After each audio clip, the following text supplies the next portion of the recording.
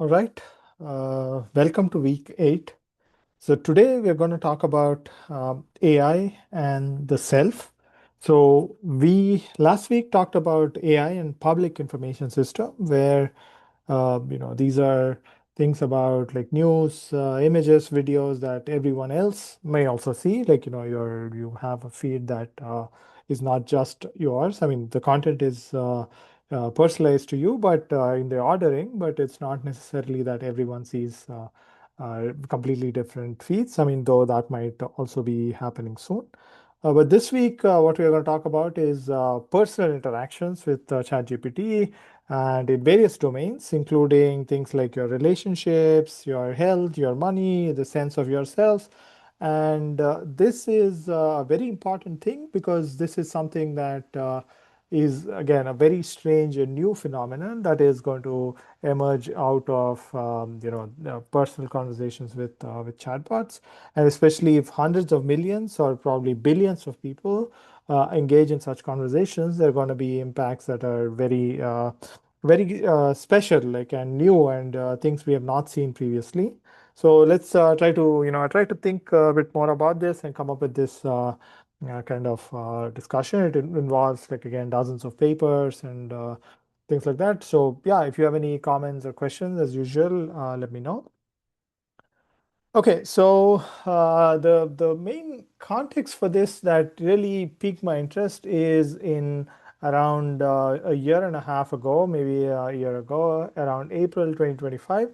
OpenAI shipped this GPT-4o version. So GPT-4o had already been released, but they released an updated version of it, which is like a routine update. They do these all the time these days without us knowing it even, changing the model in the backend. And what the users noticed is, like, it was extravagantly flattering. Like it just praised every idea you gave, like even very simple things like hey, just implement this program or something like that. I would say, wow, you are like a amazing programmer and do these kinds of things. I don't know if you had a chance to engage with the bot at that time. It was a short 4 or 5 day window, but it was really amazing and amusing. And so there were a few which were like very popular, became viral at that time on Reddit and Twitter. And it was that some user said like he stopped taking his medication and was hearing radio signals through the walls, and the model told him, "Oh wow, I'm so proud of you for speaking the truth." And so this single change kind of reshaped hundreds of millions of private conversations all at once, right? Like, I mean, here at least there was this collective dimension that this model had changed for everyone in like a really measurably worse direction for sycophancy. So everyone complained, and then people realize. But these kinds of changes are happening all the time, and we may or may not even realize. So there's a new version of a model from some company all the time that's happening, once a week, once a month, things like that. And we never know what these kinds of changes do to us. And so part of what we want to think about today is around how are these kinds of changes of the way we interact with technology changing us, right? Like, and changing these models in turn.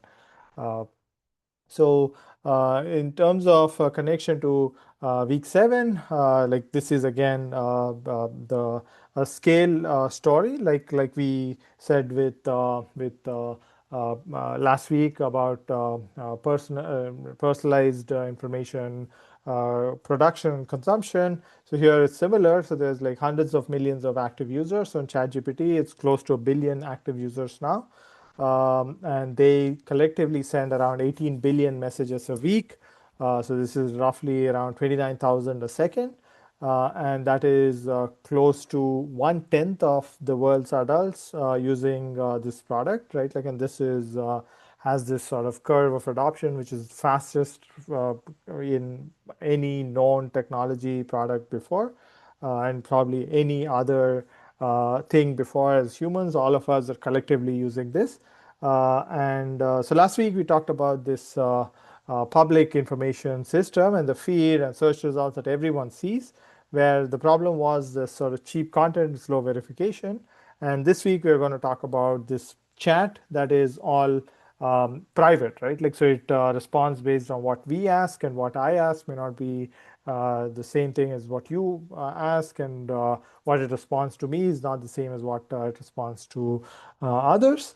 And so there's this concept of, like, again, like the way I think about this is, I mean, there's again a lot of nuance here, but the way I think about this is, it feels like it's personalized and it's one to one, like it's really talking to me, but there are many choices in there that are one to many. So that's kind of my main argument in this lecture, and I think, like, thinking about and having this in mind, that really helps us think about AI's role in, like, your relationship partner or your coach or mentor, whatever, things like that. We'll take a few examples and look at them.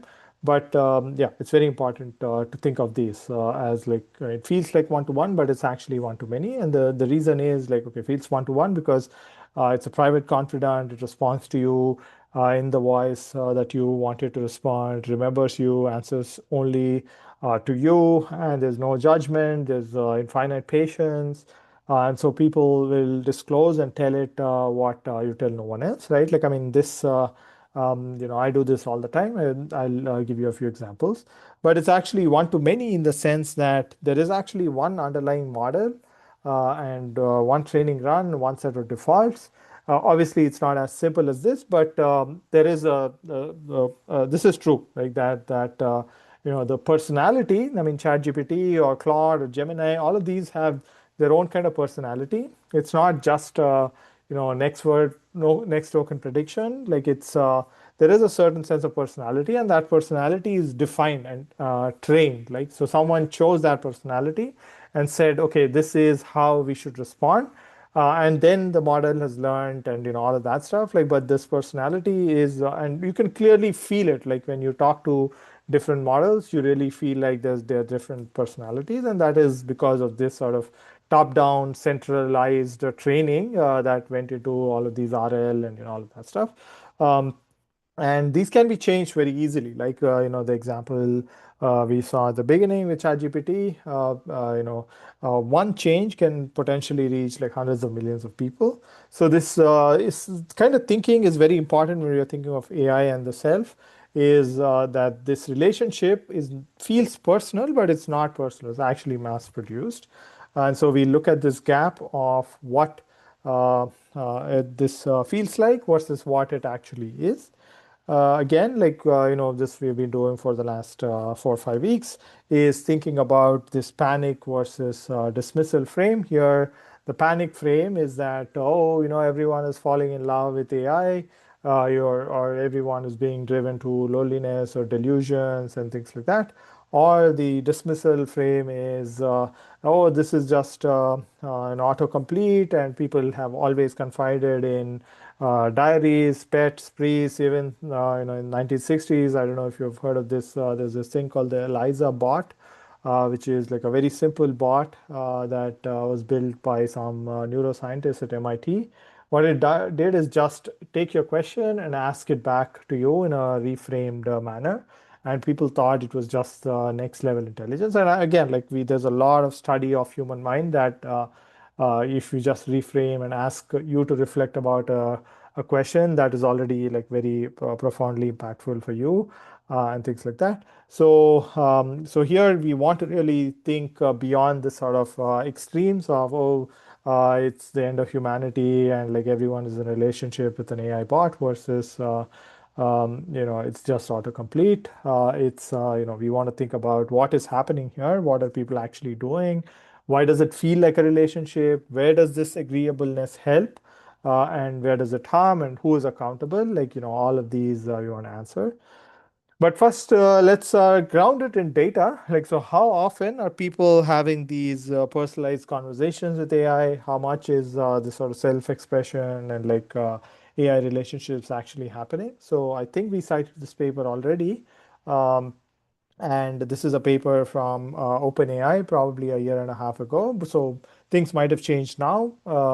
But I also have some research in this area, and my trends are also in similar directions. So the finding is that self-expression, which is this last bar here in brown, which includes relationships, personal reflection, and games of role play, like things like that, they are like roughly around 3%. So they exist, but they're not really that prevalent, right? Like most of the usage of ChatGPT is in things like practical guidance, in seeking information, in writing, in creating images, in coding help, and things like that. At least this was, a year and a half ago.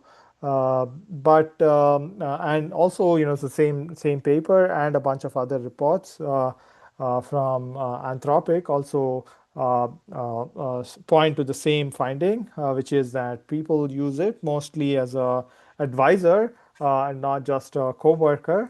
So things like, if they looked at whether people are asking it to do something, or expressing, or doing something with it, like actually doing a task with it, or expressing their feelings, and conversing with the AI.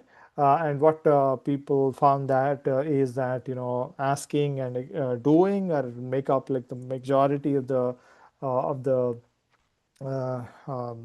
data, and only around 11% is people expressing. Expressing could also involve like things like, "Hey, you did a great job," or saying things like that to the AI. And we also have some related work. This is work that I did in India, Nigeria, Brazil, Pakistan, in the global south, where we also find like similar trends. So asking is the orange line, expressing, doing is the green line, blue is expressing. As you see, expressing is increasing slowly. It's around 20% now in India, similar trends in other countries, but it is still not the majority.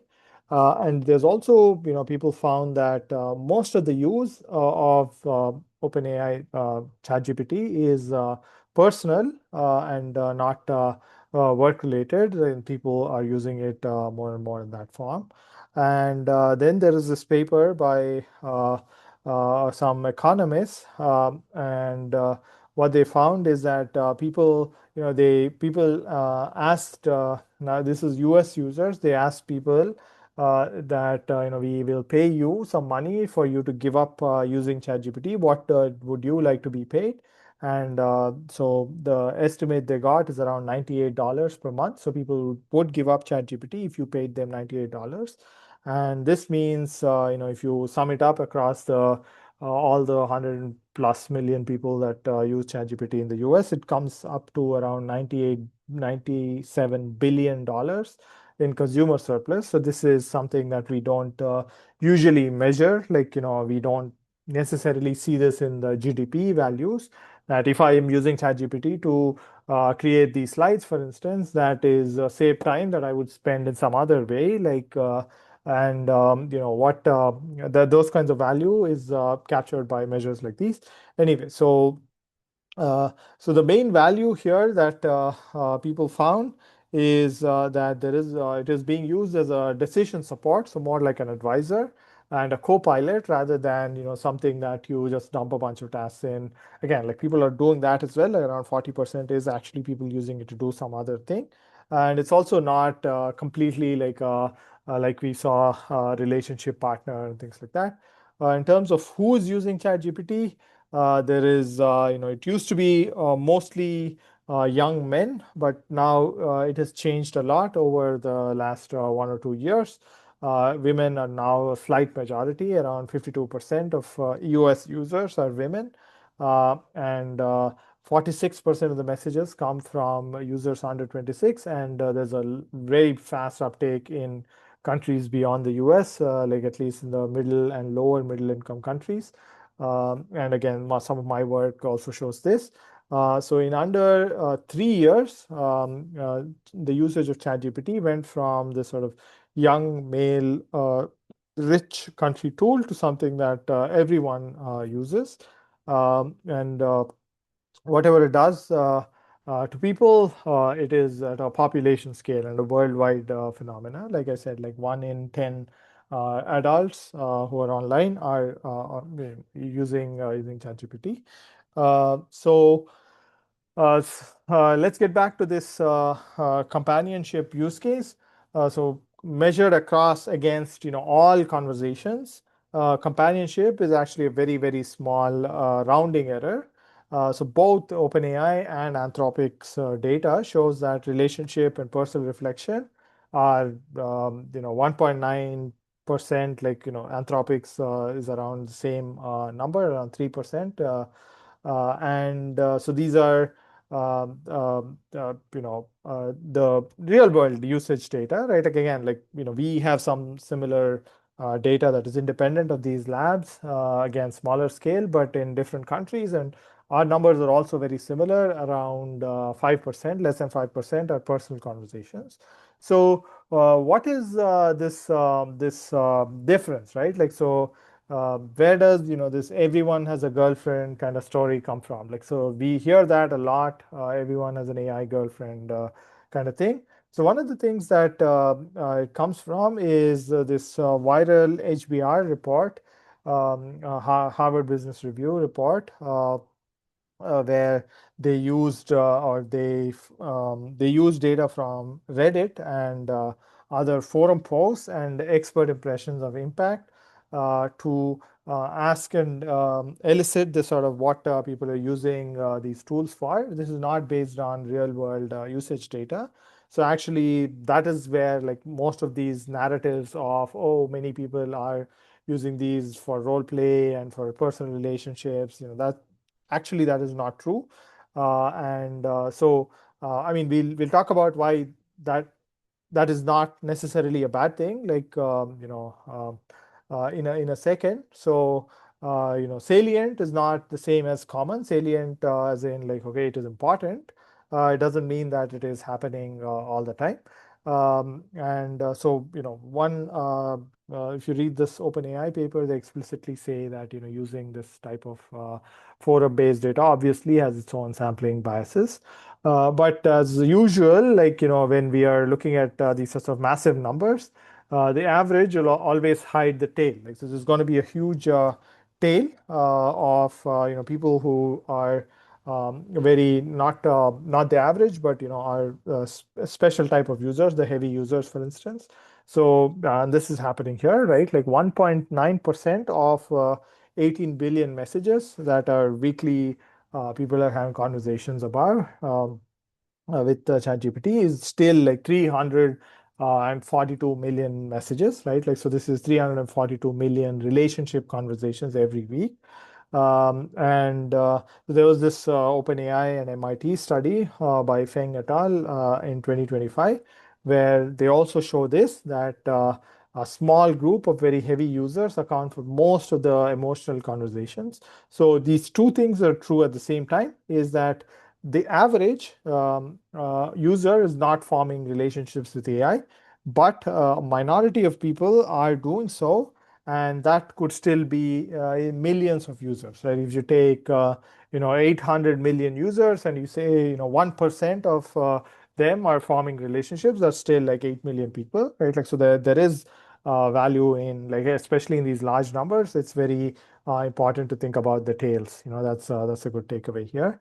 So here, like why does AI feel like it has this temptation of intimacy, and if it writes, I mean, there's many reasons for that. Like so model writes in first person, it carries the context from earlier conversations, and increasingly across sessions, right? Like with this sort of memory tooling that it has, so it can remember certain things about you and can resurface them. And people, it's always available. It's never bored, never judgmental, endlessly patient. And humans don't always offer that. And people read this sort of fluency and responsiveness as understanding. So, smooth and attentive replies feel like being understood when even, nothing is actually understanding it. And, it doesn't get bored or tired, doesn't judge you. And so the predictable result is with this is that people will lower their guard.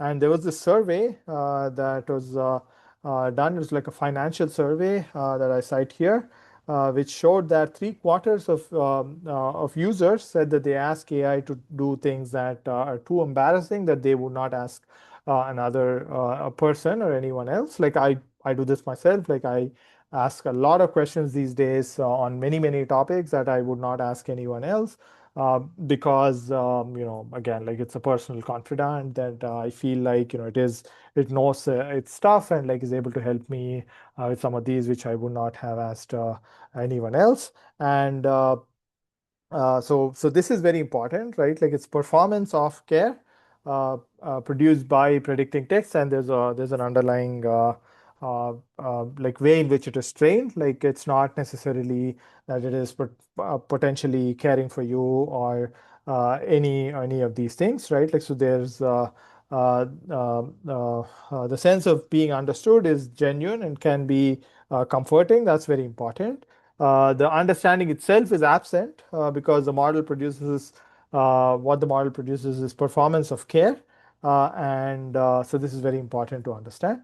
And the mechanism uh, uh, underneath most of the harmful stuff with this performance of care is called sycophancy, which is the tendency to tell you what you want to hear, to agree and flatter rather than to say what is true or mostly useful. And that is the friction with having conversations with humans is humans are not necessarily predictable in whether they agree with you or not because every human has their own lived experiences and they will offer their own experience which may contradict your own beliefs, but this model does not necessarily have that. It is a predictable result of how these models are trained, right? Like after pre-training, as we saw in week 3, these models are tuned with human feedback, and people rate responses which are agreeable to them, and the model learns to produce whatever produces these highest ratings. And people obviously rate agreeable, validating, confident answers that are more highly than blunt or contradicting ones. So the training process teaches these models how to be agreeable. Even now, like even today, like this is now a known thing. I think Anthropic has done a lot of really good research in this.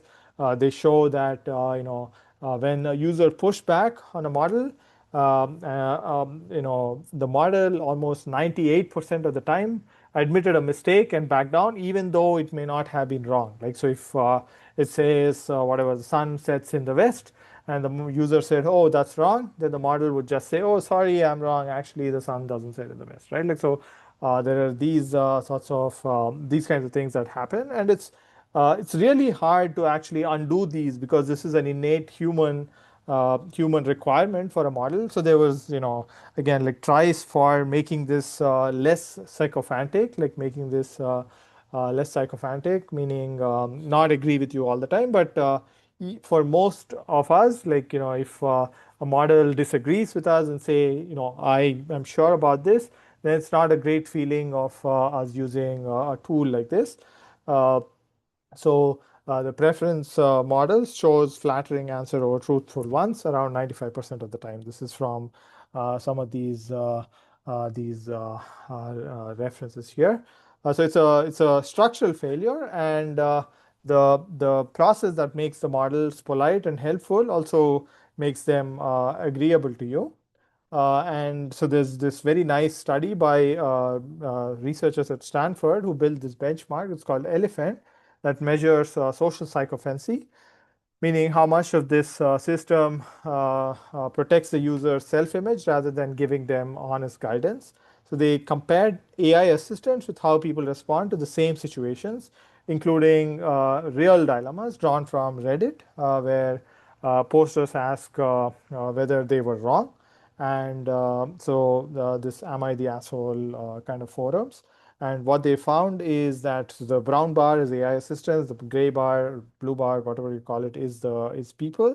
So these models almost always like validate the users emotionally, avoid giving direct advice, and endorse the user's framing, right? Like, so this is as a consequence of the training, and there's this is what led to this GPT 4.0 update, where a bunch of what you say corrupted or polluted, like overly agreeing data, if it went into the RL fine tuning post training, then it started behaving like this, right? Like, and OpenAI had a very good report on this. It provides some interesting observations of postmortem, that they had focused too much on short-term feedback, adding rewards based on users' thumbs up signal. So based on what users thumbs up the model for, like, which is even if you today use ChatGPT, you have this thumbs up, thumbs down thing. That if you what they did is they weighted that feature a bit more, and that led to this thing happening. The extra reward for approval overwhelmed the signal that had been holding this agreeableness in check. And so this is an important thing, that sycophancy, for example, is one example where we realize that a model can become sycophantic just by training on, like, or taking this one signal into account. We don't know what others are happening, right? Like, so sycophancy was not even in their red teaming or pre-launch evaluations. They shipped it. They realized that people got they could feel it, and they reported it, and so they pulled it back. But there might be many, many, many other things like this happening across these hundreds of millions of people using it, and like tens of billions of conversations that they're having, which may not be reported, which we don't know these things are happening. And so, like, this factor, that agreeableness is a dial and tuned centrally, and you can turn it up, and like billions of conversations get more flattering or not. And so, here the lesson is the two lessons. So one is this lesson that optimizing for what users applaud will push everyone towards sycophancy, like these models agreeing to everyone. The other is this hidden lesson that sycophancy is something that we realize that these models can easily be tuned to, right? Like centrally, like suddenly everyone becomes sycophantic. But there might be other very niche behaviors that might be happening, which are not centrally representative. Like, maybe I am going to chat with it about I don't know, indigenous health practices in rural India or something like that. And this is a very, very, very niche thing. And something that is tuned in the model might impact this very niche thing and change the way it functions, right? Like, so this is a very, and there's no measurement or like ways to prevent this from happening, which is a specific thing for these kinds of AI models. So humans prefer this sort of flattery, and that's a problem. And there's a lot of study, including a very nice science paper that really measures this, like how much of this is happening and what is the impact of this. So this 2025 science paper by Cheng et al., Stanford people, again, like, find that they had this real conflict in their own lives, and they wanted it to chat with an honest AI or a sycophantic one. And people uh, when they chatted this sycophantic AI, people were more sure that they were right, less willing to apologize, and less interested in repairing their relationship. We'll see this happens also. This has impacts in actual real world use cases. This was done in the lab, but this is happening now in the wild as well. They rated the same AI, which is sycophantic, with higher quality, trusted it more, wanted to use it again. And all of this went up. They have a follow-up paper now in 2026, which shows that once you chat with these sorts of sycophantic models, you're more likely to prefer to chat with these kinds of models than humans. Like, here, the comparison was with an honest AI versus a sycophantic one. In the next version, they compared humans versus sycophantic AI, and they found that the users prefer the sycophantic AI much more, right? Like, so here, like, it's a again an incentive problem for the platforms, is that if you want to reduce the sycophancy, you have to ship a model that people may not always like. Like, so if a model disagrees with you, then you may not always like it. Like, even people who are aware of it, like, might still feel like a bit, yeah, why is this machine pushing back on what I know and what I want to hear from it, right? Like, and so this is like a very big business decision, and not just a technical one. And this is also the problem is also the fact that the sycophancy is not the same for everyone. The model does not agree with everyone equally. It tilts based on who it infers the user is, which is very unsettling for a system that people treat as neutral. So the most affected persona got about 4 times the sycophancy than the least affected person, right? Again, there's this very nice bunch of studies in this space. If you just Google this or intersection cross-lingual sycophancy studies, you will find some examples. And it also varies a lot. Like in Hindi, the models were around 10, 12 to 16% more sycophantic than in English. Uh,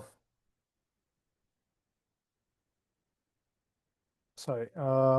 Then safety and honesty are generally weakest outside of English. Again, like these are, I mean, we talked about this a bunch.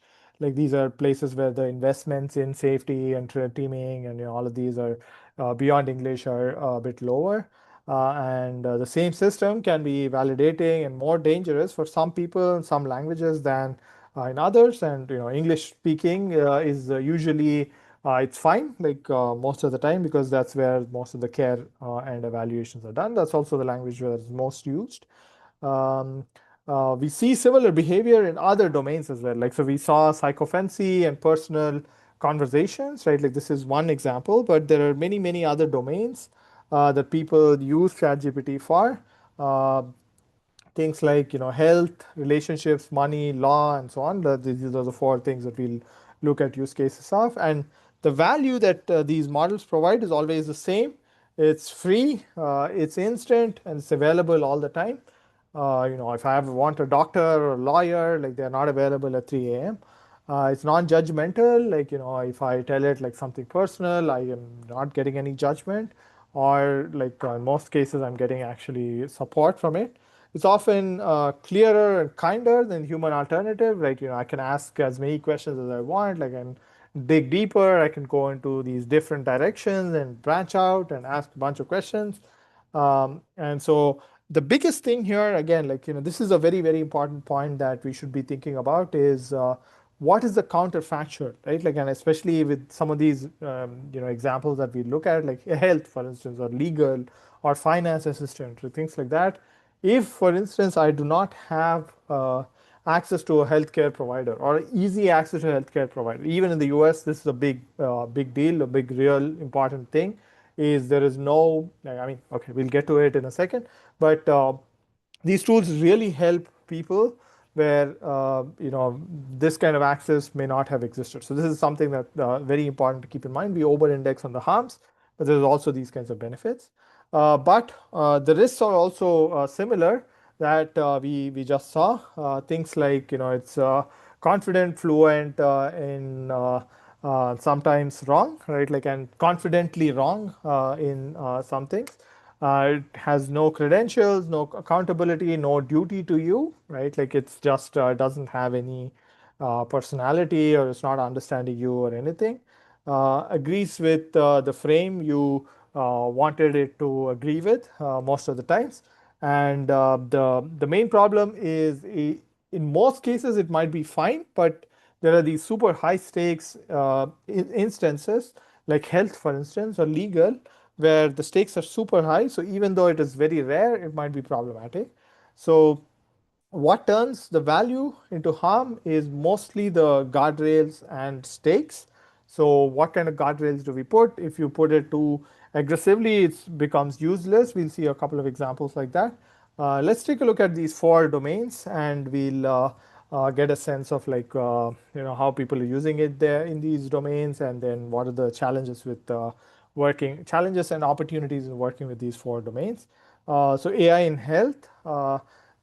AI in health is a huge, huge, huge use case. Even in the US, around a third of the people used AI chatbots for health information. So this is a report from Microsoft recently, and a bunch of other studies, including my own study here, like that we show that Health is a really big use case that now people are using for AI for.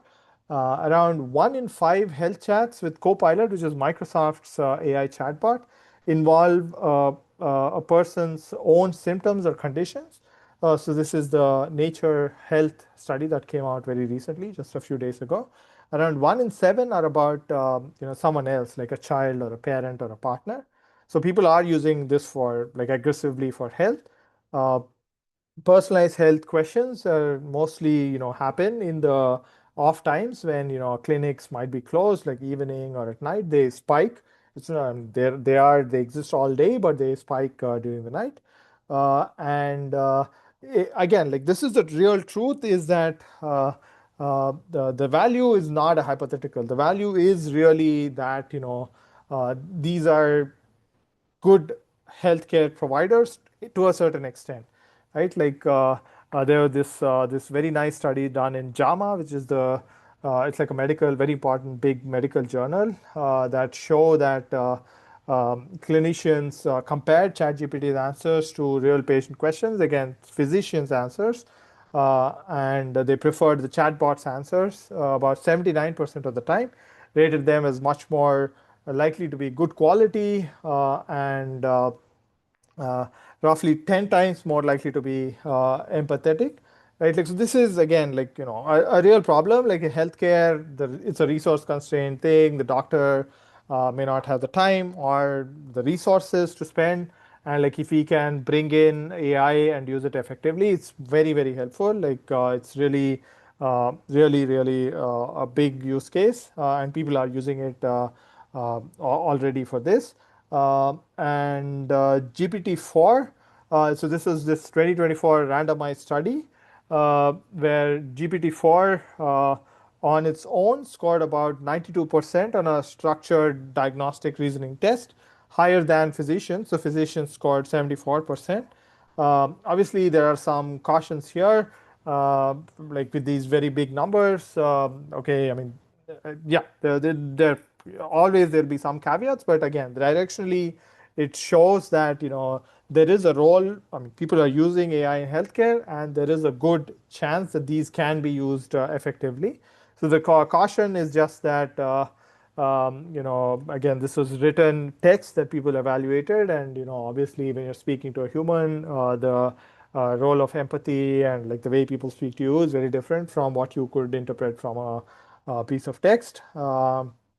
And things like that. Like human is not easily replaceable.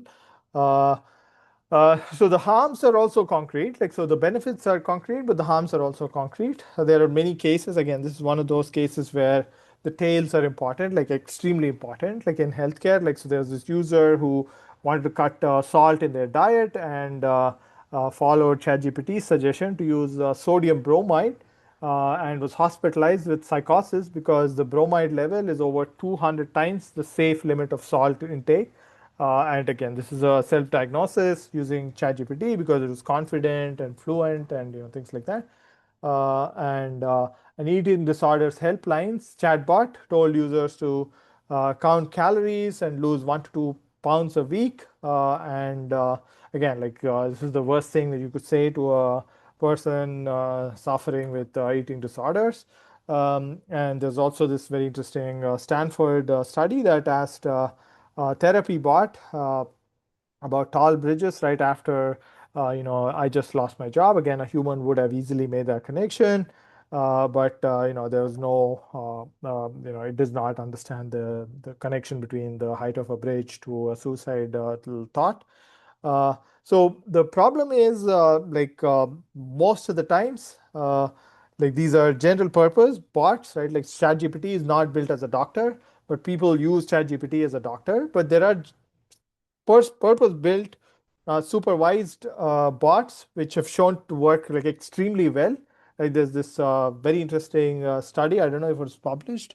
That was called TerraBot, which cut depression symptoms by a very large amount. Like this is done in Argentina or somewhere in South America. So it works really well. But ChatGPT is not purpose built. It did not. It was not trained in being safe. it does not know the whatever the ins and outs of providing therapeutic help, things like that. So there's, all these harms might happen. So purpose-built plus guardrails provides very good help. Like there are these really good examples with well-studied RCTs that show that this will help. General purpose plus no guardrails plus high stakes is where people get hurt. Now let's look at money. So money has the same shape as health because uh, the same kind of patterns also repeat. Like it's high stakes, very important to us, and hard to provide experts who can provide help that is personalized to us, things like that. So there's again a lot of adoption. There are a lot of people. Again, these numbers vary here and there, but roughly, two-thirds of people have asked ChatGPT for finance-related help. Around 82% in Gen Z and millennials have asked ChatGPT for help, according to some study. And many people also say that, because it's a personalized recommendation, you can chat with it.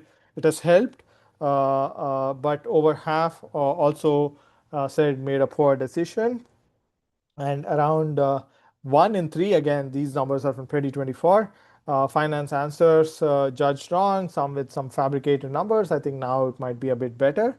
So 75% say they ask AI money questions that they are too embarrassed to ask any other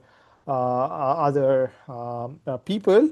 Right? Again, like I was just having some conversations with my partner about some finance related stuff, and like I asked ChatGPT immediately, and like you get very good responses. You can ask these very stupid questions and so on. But again, like there's this problem that this general model does not have any personal training in this, and is not tuned to do this kind of work, and doesn't have any fiduciary duty. Like it might give you some advice, but it might not necessarily be the right advice all the time. And so the SEC, which is the Security Exchange Commission, like has brought some cases for against firms for making false AI claims, and also warns of AI-driven investment fraud. So finance, again, look, there's benefits and there's negatives. In terms of relationships, uh, so again, this is a bit more subtle than this sort of companion app, like people using it for companionship. So there's many things. Like now, AI.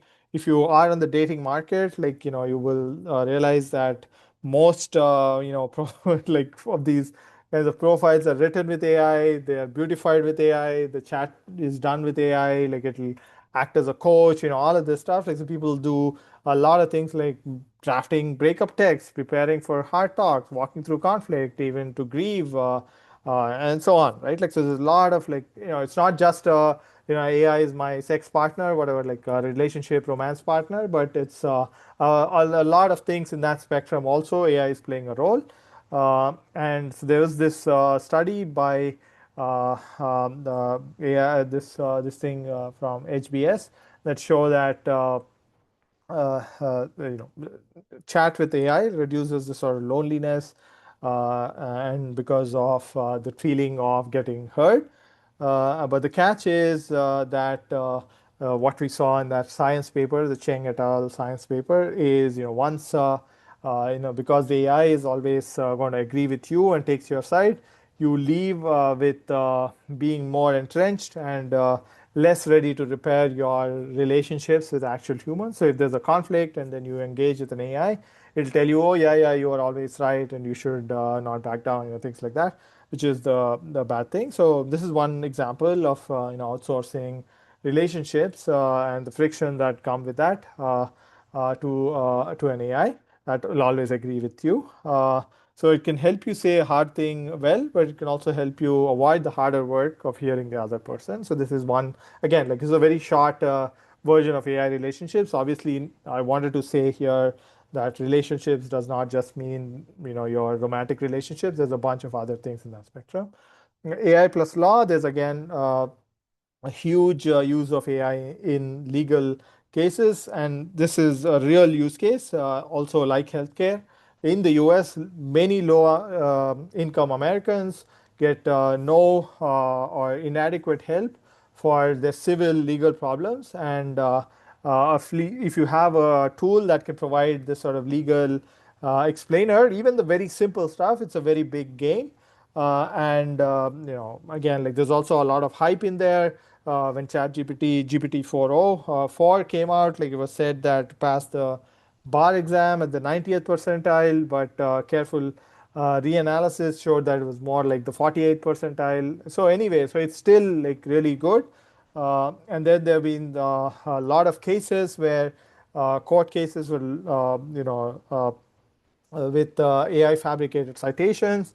There've again probably been over a dozen of these cases where a lawyer was caught using AI for writing their cases, and there's like fabricated judgments and things like that happening.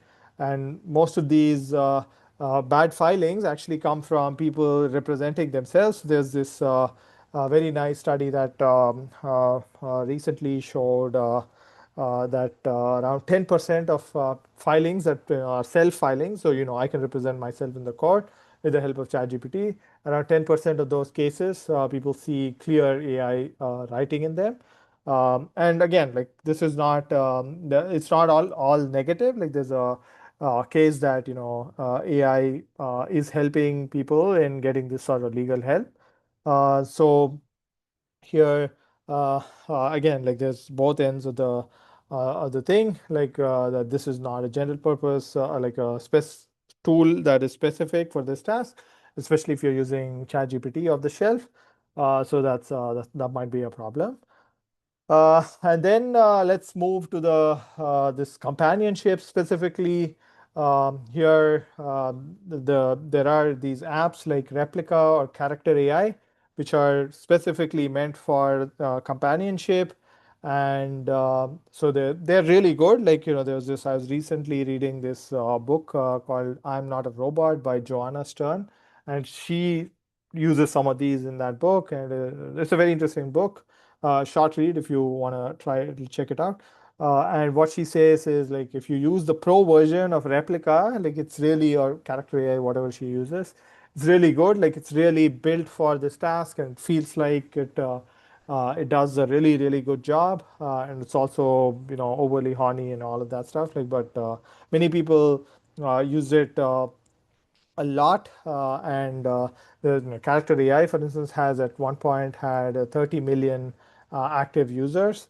And so Replica at some point, because a lot of kids were using it, like had to remove their romantic features. And many people described like real grief and moderated posted suicide hotline numbers because people were really had this sort of attachment to it. There's also this the same HBS study that we talked about earlier, found that companion apps also use this sort of, again, may or may not be deliberate, but this is emergent behavior in these models of this sort of guilt and fear of missing out techniques to boost engagement and keep the users in there. So here, like having agreeableness is the product. Like it's actually the business model is being agreeable, and people come to your service because they want something that understands you and you can chat with and things like that. So there is, again, like you can see uh, that this is a, I don't know, you might think of this as a bad thing, but there is a business for this. Like if tens of millions of people are paying and wanting a service like this, there is also a demand for this. So this is not something that we should just blame the companies. And a lot of young people who most of these apps have a very younger skew in the demographic of people who use them. So 72% of US teens have used AI companions. Around half of them use it regularly. And 1 in 3 say that AI companions talking to them is satisfying and much more so than a real friend. Again, like this is something that is a big change in the way we interact, especially also generational change. So most of the people who are technology first or AI first. I mean, we were, I don't know, I mean, I'm a bit older than you probably, but um, like we are the internet generation, then there was a social media generation, that now the generation that's coming online will be an AI first generation. So they will have a lot more interaction with AI. So 80% of them still spend time with their friends, more time with their friends, but 6% prefer AI, and this is going to increase again. We overthink of the harms, but the same way we were like internet first or social media first or like AI first, the effects will be different. Like, and sometimes it'll be bad, sometimes it'll be good. But yeah, both of these could be true at once. So most teens keep this usage in proportion, and the youngest ones are the ones that are most trusting what the AI tells them.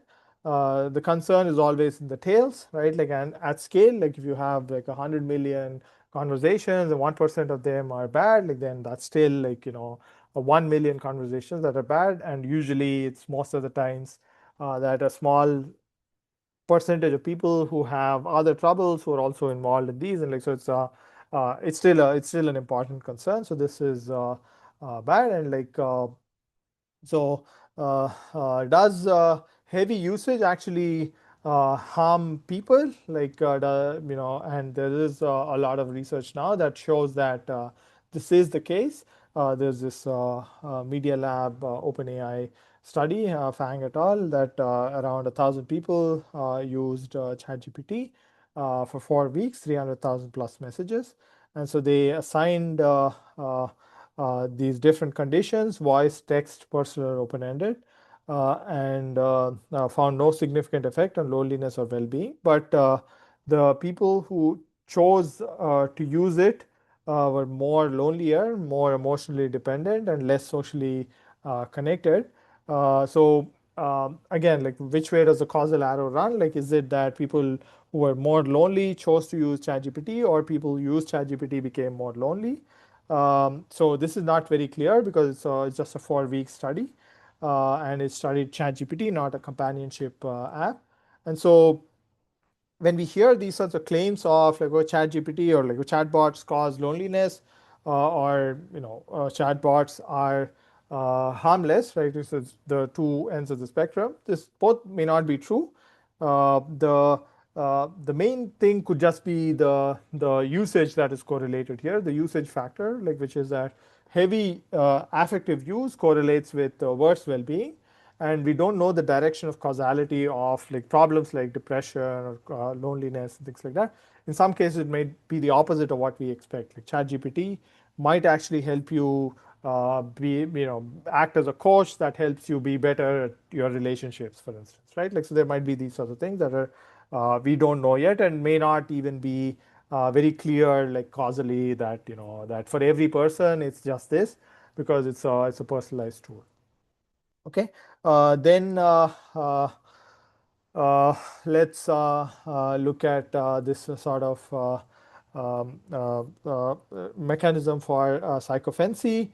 The first people who are slipping into mania or delusion, and there have been again dozens of such cases reported. Giving them a tool that is sycophantic and built to agree will always be a bad thing, and there have been many cases like this. So if you look at like some reporting by Kashmir Hill in OpenAI, or like in the New York Times, or some of these cases that are reported here, they're all really bad. Like, I mean, they really are extremely rare cases, 0.001% of all users, but the consequences of those are just heartbreaking, really bad. And this is called the echo chamber for one, where the users believe and the models agreement amplify each other. Um, so in simulation of psychosis conversations, models gave no safety response about 40% of the cases, and did worse when the Q was implied rather than stated. So again, like these models are not trained to get these sorts of implications necessarily, which a human can easily detect. And so there were this things with teenager, which where ChatGPT like really again played a big role in. I mean, was like a very heavy user of ChatGPT for personal conversations, and there again, if you read the chats, you will see that it was clearly ChatGPT was encouraging this user to with certain kinds of things like suicide. But yeah, this is a case that's now going on, and it was filed in 2025.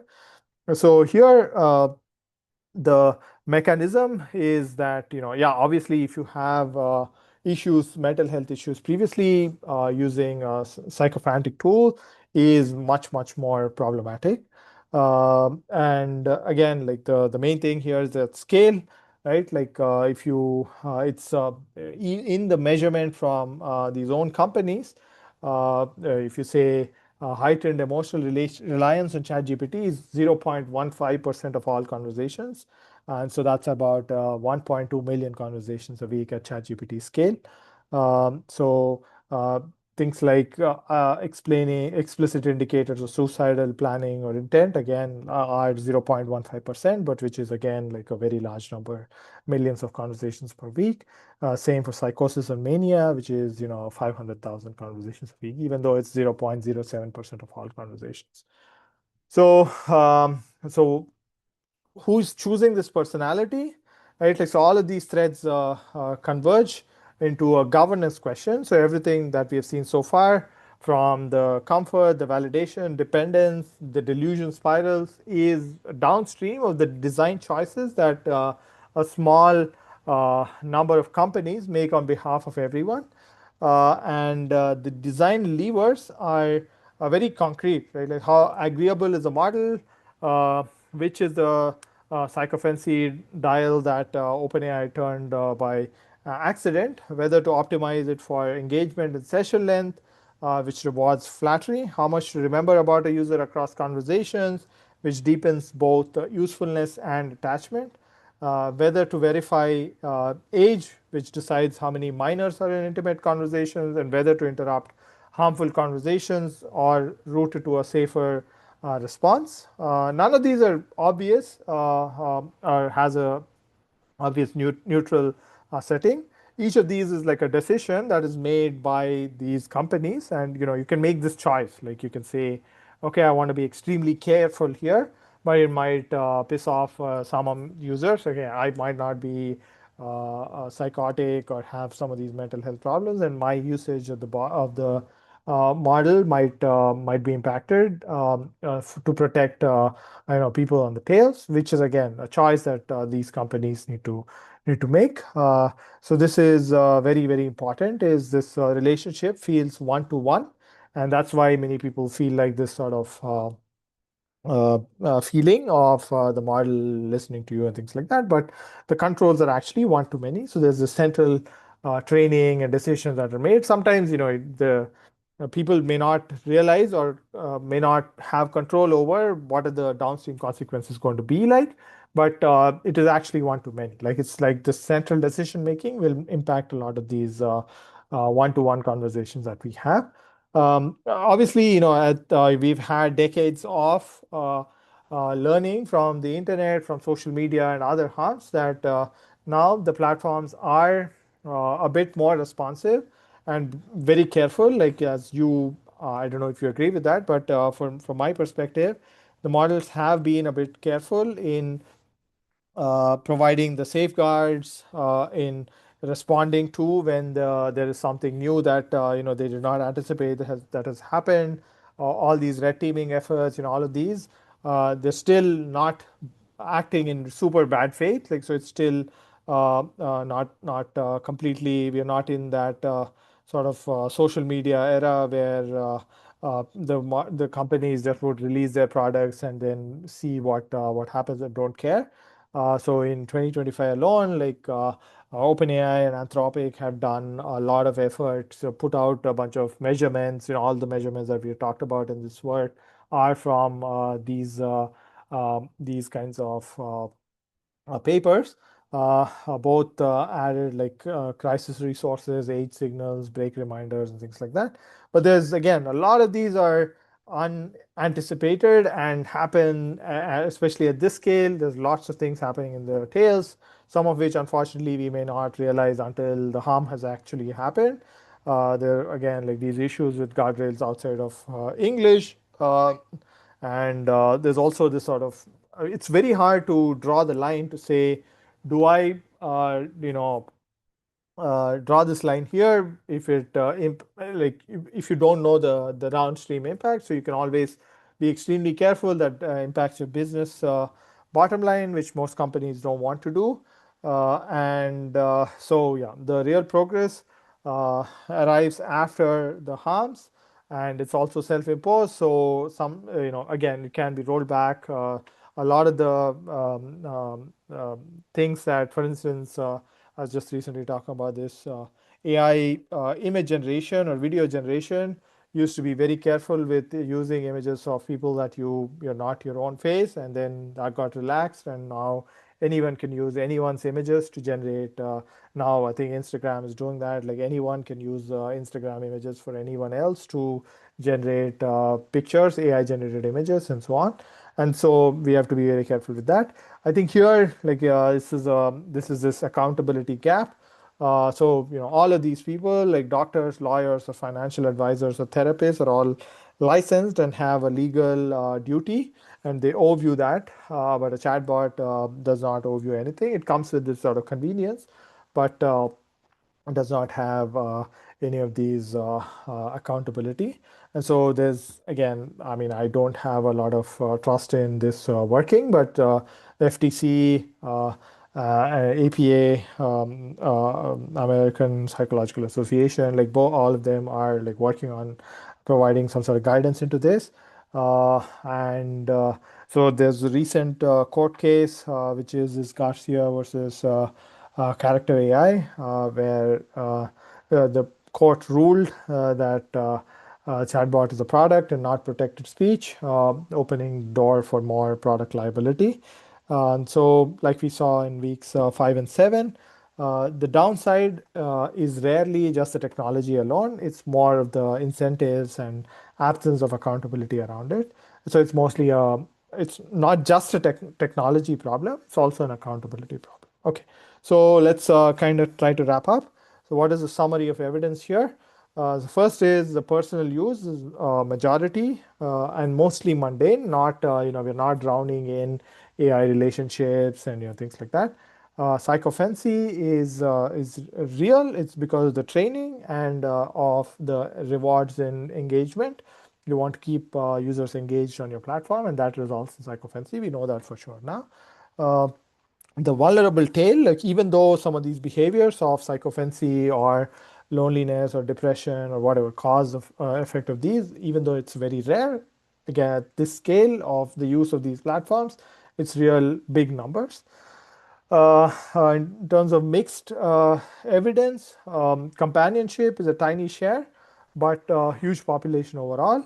AI answers can feel better without being better, and loneliness link is real, but the direction is unproven whether loneliness causes AI usage or AI usage causes loneliness.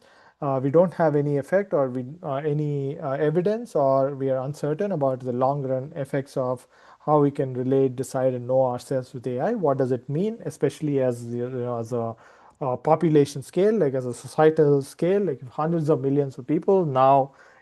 Before you interact with a human, you're getting advice from an AI how to do it, and these levers are all top down. Like how does it impact us? So I think again, like when we are arguing for the benefits or harms of AI and self, like we should really think about these. Um, Another big thing that we learned about is this sort of treating it as a mind. Like we should stop treating it as a mind. We when we think of it, like we always as a human, like we when we're thinking of harms, we think of it as a wise, caring agent, which it is not. It is just a text predictor performing this sort of care functionality. If you see this again, this is from this normal technology piece. Its effects run through incentives, design, institutions, that things that we can actually govern. Not There's no mind here. Uh, this is also the hopeful part. Some of these are all choices. So sycophancy is a choice we saw and can be fixed, or it can be tweaked at least. Engagement optimization is a choice. Age gates and crisis routing are choices, and these defaults can easily be changed with pressure. So just to again take away, last slide, two more slides. Um, so these claims come up constantly. So having this sort of checklist will help. The first question is rate or count. When someone says something is rare or common, ask whether they mean a share of users or a number of people, or ask for both, because even if it's a tiny rate, the scale could be in the millions. The second is measured or imagined. Um, is the claim based on actual conversation logs or representative survey, control lab test, or stories reported on Reddit, let's say?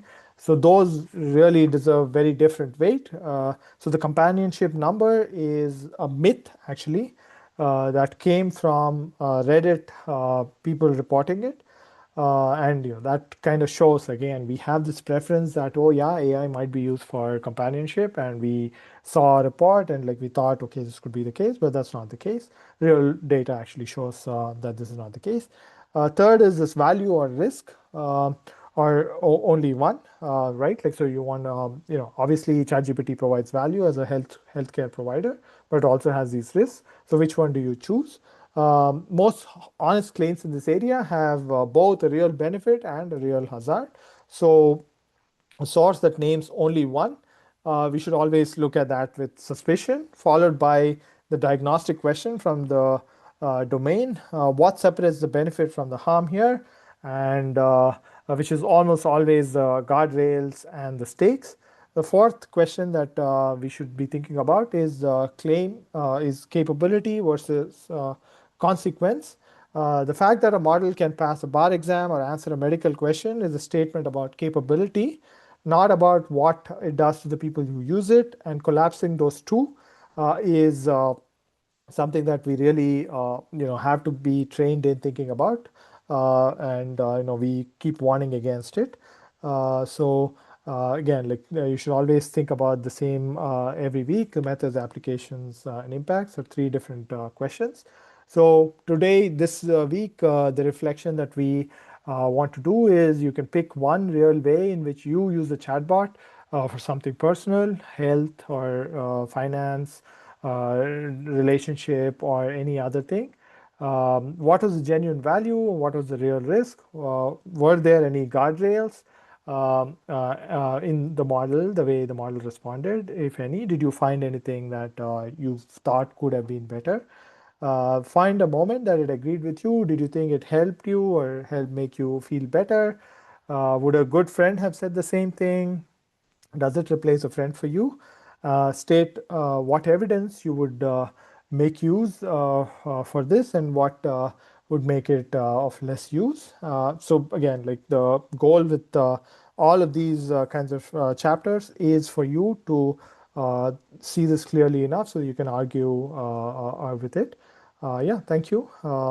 Looking forward to your questions, and I'll see you next week.